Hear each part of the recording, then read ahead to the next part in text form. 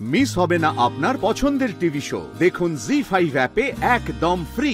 সোনার মেয়ের সোনার পরশ পেতে আজ জলপাইগুড়িতে ঘরে ঘরে জি বাংলা নয়নতারাদির কাছে। নমস্কার দাদা। নমস্কার। কি নাম ওর? রিয়া রায়। রিয়া এখন কি পড়াশোনা করে? হ্যাঁ, পড়াশোনা করে কলেজে ফার্স্ট ইয়ারে পড়ে। হ্যাঁ, ও তো ছোট থেকেই খেলাধুলা করে, আমি ওর সাথে আছি, মানে ছোট থেকে নিয়ে যাই মাঠে। রিয়া অ্যাথলিট, মানে দৌড়ানো, লং জাম্প এইসবেতেই? হ্যাঁ, long jump, triple jump, 200 meter race. হ্যাঁ।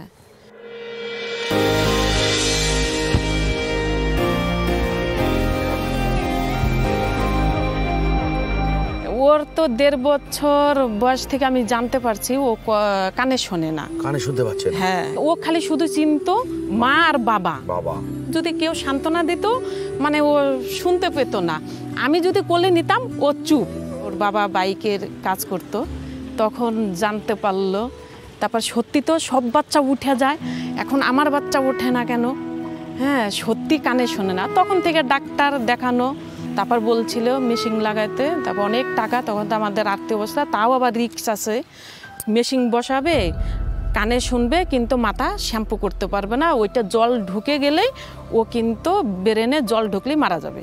আমি কি থাক, আমার মেয়ে যেরকমই হোক। আমি তখন বলতাম বাবা আমার মেশিন লাগানোর দরকার নেই, এখন আত্মাটা কঠোর করে দিলাম, আমার মেয়েকে মানুষ করব। একটা কথা, আত্মাটাকে কঠোর করে দিলাম। একটা মা বলছে তার সন্তানকে এগিয়ে নিয়ে যাওয়ার জন্য সব থেকে বেশি দরকার।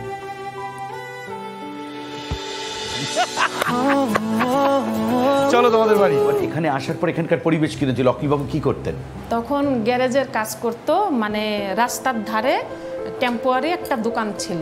মানে ও আমার মেজো ভাসুরির আর ওর। প্রথম সন্তান কতদিন বাদে এলো? 1 বছর। কজন ছেলে মেয়ে? রিয়া ছাড়া আর কে আছে? মেয়ে আছে 2 মেয়ে। হ্যাঁ, রিয়ার বড় মেয়ে প্রিয়াঙ্কা রায়। আচ্ছা। আর ছোট আছে 9 বছরের তিতলি রায়। মানে 3 কন্যা তোমার? হ্যাঁ। তুমি আমাকে মাঠেতে বলছিলে আমাদের শুরুতে যে তুমি একজন ডাক্তারের কাছে গেলে, তো তুমি ডাক্তারের কাছে যাওয়ার পরে কি হলো? সেই ডাক্তার কোথাকার? শিলিগুড়ি। আচ্ছা। তারপর ওর একটা হিয়ারিং টেস্ট হলো।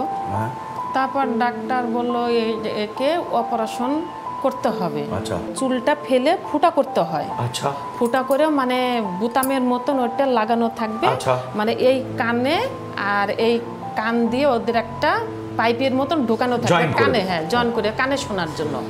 তখন ওরা বলল এটা মানে রিস্ক হবে আর অনেক টাকা চাইছিল। তা আমাদের তো তখন খাওয়ারই জোটে না। কেন খাওয়ার জোটে না কেন? ওই যে দোকান টোকান ভেঙে দিল, পরে টেম্পোরারি দোকান ছিল। তোমাকে যখন মেশিনটা লাগাতে বললো মাথায়, তারপরে তোমরা ওটাতে রাজি হলে না? পয়সাও নেই, রাজি হলাম না।